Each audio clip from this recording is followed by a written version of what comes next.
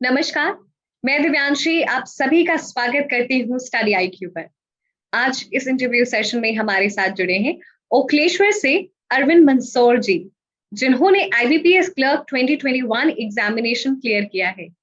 चलिए सीधी बात करते हैं अरविंद जी से और जानते हैं उनका सफर एग्जामिनेशन क्लियर करने तक का।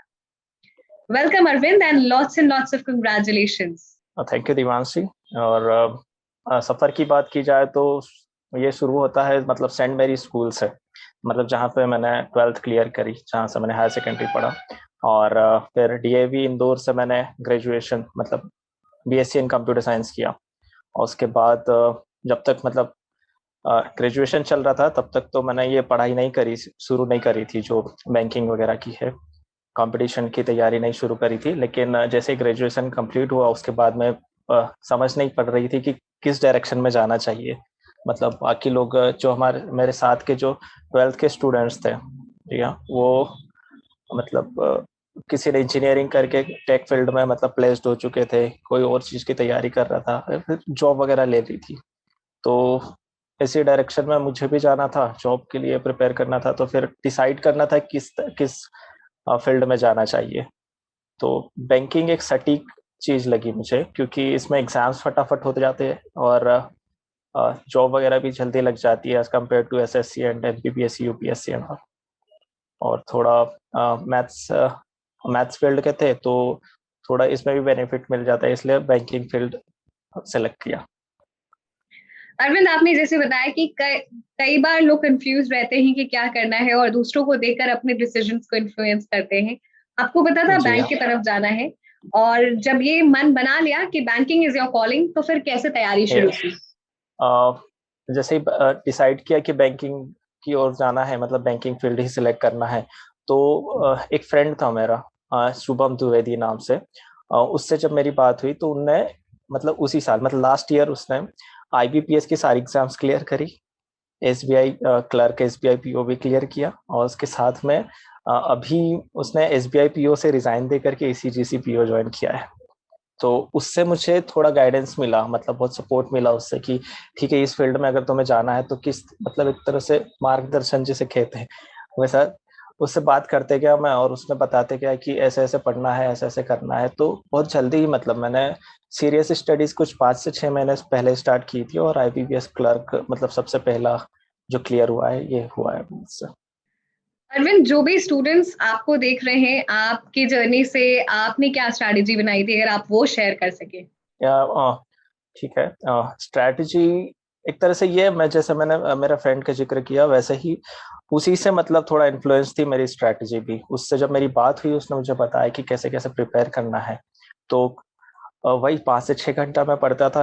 अभी मतलब सीरियस स्टडीज जब स्टार्ट करी तब की बात बता रहा हूँ कि 5 से 6 घंटा मैं पढ़ता था, जिसमें मेनली मेरा जो क्वांट्स सेक्शन है, क्वांटिटेटिव एप्टीट्यूड वाला, वो मेरा बहुत वीक था। तो उसके ऊपर ज़्यादा वर्क करता था। और फिर स्टडी आईक्यू से जो करंट अफेयर्स है मैंने स्टडी आईक्यू से पढ़े। और वो भी मुझे उसी से पता चला, जो फ्रेंड है मेरा शुभम, उसने ही बताया था कि जो एकदम सटीक तरीके से जो पढ़ाते हैं सर, डॉक्टर डॉक्टर गौरव गर्ग, उन्होंने उसी के मतलब रेफरेंस से मैंने वो कोर्स खरीदा। और जब उन्हीं से पढ़ने लगा मैं, तो एक चीज़ मुझे क्लियर हो गई थी, अगर मुझे क्वांट सेक्शन अगर मेरा वीक है तो उसको मतलब कंपनसेट करने के लिए मुझे ये जो जनरल अवेयरनेस और मतलब करंट अफेयर्स का सेक्शन है, इसके ऊपर अच्छे से वर्क करके इसको कंपनसेट किया जा सकता है। तो बस मैं 1 से 2 घंटा रोज उसको देता था, करंट अफेयर्स वगैरह को। और बाकी क्वांट्स और रीजनिंग के लिए इंग्लिश में मुझे पहले से ही मतलब थोड़ा कुछ आता था, तो उसमें ज़्यादा मेहनत करने की ज़रूरत नहीं पड़ी। अरविंद, आपने जैसे बताया कि क्वांट सेक्शन थोड़ा सा वीक था, तो क्वांट पे कैसे जी काम हाँ। किया? क्योंकि बहुत सारे लोग हो सकता है कनेक्ट कर रहे हो। क्वांट एक ट्रिकी पोर्शन भी हो सकता है, फंसा सकता है लोगों को। तो आपने कैसे स्टेप बाय स्टेप काम किया और जेनिथ पर पहुंचे? क्वांट्स के लिए मैंने बहुत ही बेसिक से स्टार्ट किया था, मतलब जो कैलकुलेशन मेरी बहुत वीक है, और वही मतलब एक मेजर पार्ट प्ले करती है आपके एग्जाम्स में, specially in pre level exams. तो कैलकुलेशन को मतलब थोड़ा फास्ट करने के लिए मैं रोज एक 1 घंटे के आसपास में पूरे टाइम सिंप्लीफिकेशन या अप्रोक्सीमेशन के क्वेश्चंस लगाता था। और ये धीरे धीरे बढ़ता गया और मतलब स्पीड बढ़ती गई और उसी ने मेरे को बाद में बेनिफिट किया। तो शुरू से मतलब मेरा क्वांट्स में स्पेशली अरिथमेटिक पोर्शन है ना, वो बहुत ज़्यादा वीक है। और उस पर फिर मैंने देखा, मतलब एग्जाम को एनालाइज करा, जो मॉक्स वगैरह है उन्हें एनालाइज करा, तो देखा कि अरिथमेटिक का पोर्शन अगर आप थोड़ा सा भी करके जाते हैं तो ठीक है, लेकिन आप बिना अरिथमेटिक के भी क्लियर कर सकते हैं बैंकिंग एग्जाम। हालांकि अरिथमेटिक बाद में एक पार्ट प्ले करता है डीआईज वगैरह में, लेकिन उसके लिए सिर्फ कॉन्सेप्ट क्लियर होना चाहिए आपके। अरविंद, आपने मेंशन किया अपने फ्रेंड के बारे में जिन्होंने आपको स्टडी आईक्यू से मिलवाया, तो किस जी तरीके हाँ। से, how did you find study IQ helpful in your preparation, किस तरीके से? मैं स्टडी आईक्यू, देखिए मैंने करंट अफेयर्स जब पढ़ना शुरू करा था तब यूट्यूब से स्टार्ट करा था। बहुत सारे टीचर्स होते हैं उधर भी, लेकिन एक एग्जैक्ट जो सटीक चीज होती है वो नहीं मिलती है आपको। जो एग्जाम बेस्ड क्वेश्चंस होते हैं, मतलब आपके पास में इतना सारा भंडार हो जाता है कि फिर आपको समझ नहीं पड़ती है कैसे पढ़े। तो जो डॉक्टर गौरव गर्ग का कोर्स है करंट अफेयर्स के लिए, वो एकदम सटीक है। और उनका पढ़ाने का जो तरीका है, मतलब वो जो इंटरकनेक्ट करते हैं ना चीजों को, जैसे आज के करंट अफेयर्स को अगर बाद में रिपीट होता है, उसी से रेफरेंस मतलब इंटरकनेक्ट किया जाता है, तो आप रिवाइज बहुत जल्दी हो जाता है और दिमाग में एक तरह से छप जाता है। तो आपको बार बार खुद से रिवाइज भी करने की जरूरत नहीं पड़ती है, और बस ऐसे ही वर्क करता है ये। मतलब ये चीज बहुत अच्छी लगी और इस चीज ने हेल्प भी किया है मुझे बहुत ज्यादा। क्या आपने कोर्स सब्सक्राइब किया था? जी हाँ, करंट अफेयर्स का कोर्स सब्सक्राइब किया है मैंने। 2 इयर्स का कोर्स लिया है। अरविंद, और जो दोस्त, जी मैं हाँ। थोड़ी सी क्यूरियस हूँ ये समझने के लिए। आपने जैसे कहा कि कंसोलिडेटेड अप्रोच अगर चाहिए तो गौरव सर है, बट स्टिल मैं हाँ, समझना चाहूंगी कि इतने सारे फ्री कंटेंट अवेलेबल हैं, but paying for a course, what was the reason? जो उनकी सटीक मतलब एग्जैक्ट अप्रोच है ना मैम, वो उसके लिए मैंने पे किया है। अगर एक कंसाइज कोर्स चाहिए, और सर मतलब डेली बेसिस पे 20 से 25 क्वेश्चंस करवाते हैं, और मैंने देखा है कि एग्जाम में मतलब कहीं ना कहीं एज इट इज क्वेश्चंस भी बन जाते हैं उसमें से।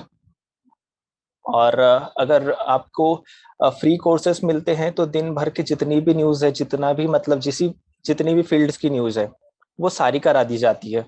तो ठीक है, एक दिन पढ़ेंगे, 2 दिन, हफ्ते भर का पढ़ेंगे तो आपको ऐसा लगेगा ठीक है, लेकिन उससे ज्यादा दिन का पढ़ेंगे तो आपके पास बहुत सारा मतलब मटेरियल ज्यादा हो जाता है, और वो उतने काम का नहीं होता है। तो मतलब पेड कोर्स लेने का मतलब एक यही वो बेनिफिट था मेरे पास में, कि एक एग्जैक्टनेस जो थी, कंसाइज जो था, क्रिस्प, मतलब बहुत क्रिस्प वीडियोस बनाते हैं सर। अरविंद, इतना सारा कोर्स, इतना सारा सिलेबस है, तो उसको रिवाइज कैसे करते थे, कैसे रिटेन करते थे चीजों को?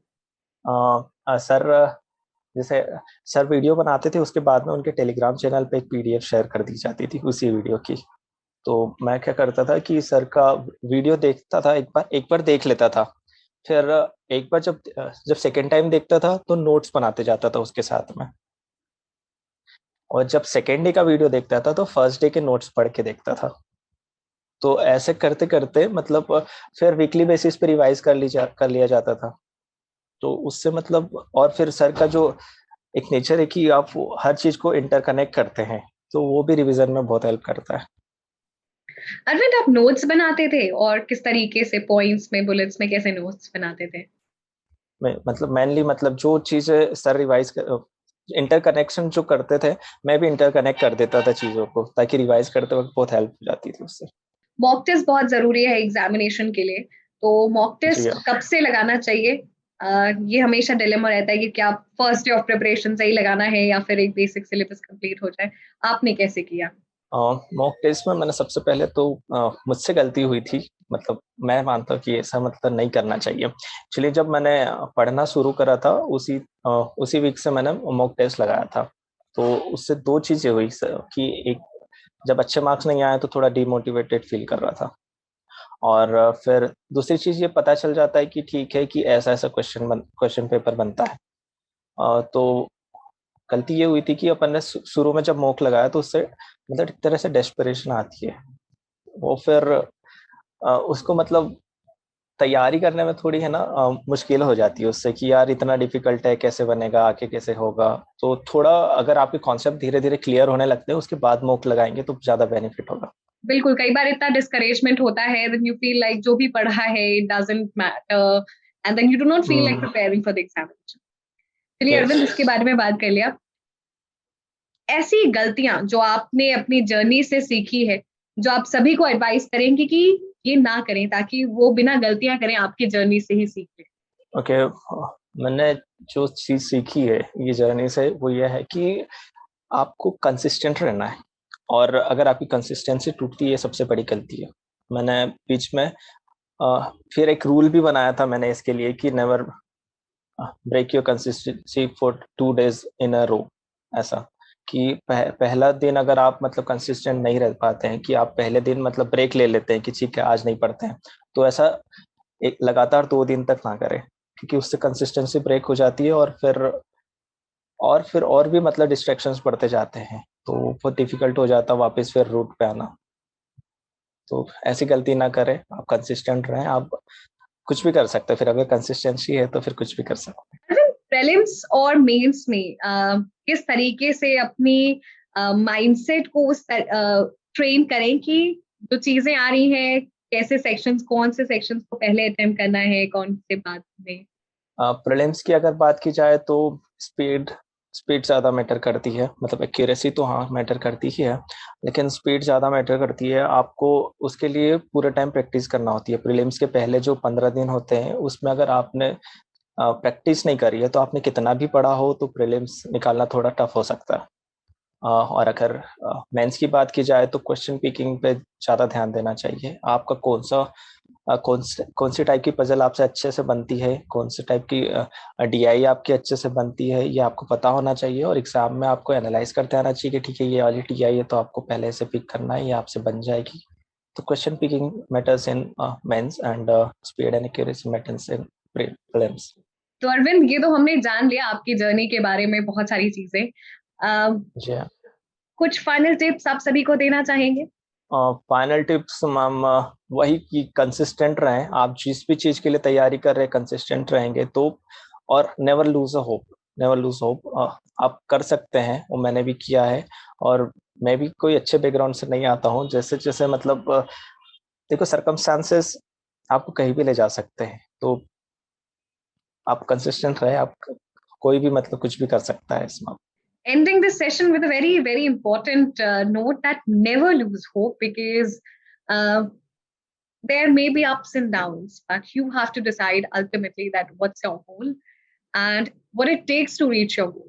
Isliye, be hopeful, keep doing, keep working hard, and we wish that you reach your goal. Thank you so much, Arvind, and the entire team wishes you good health, good luck. We are so glad that we could be part of your success story.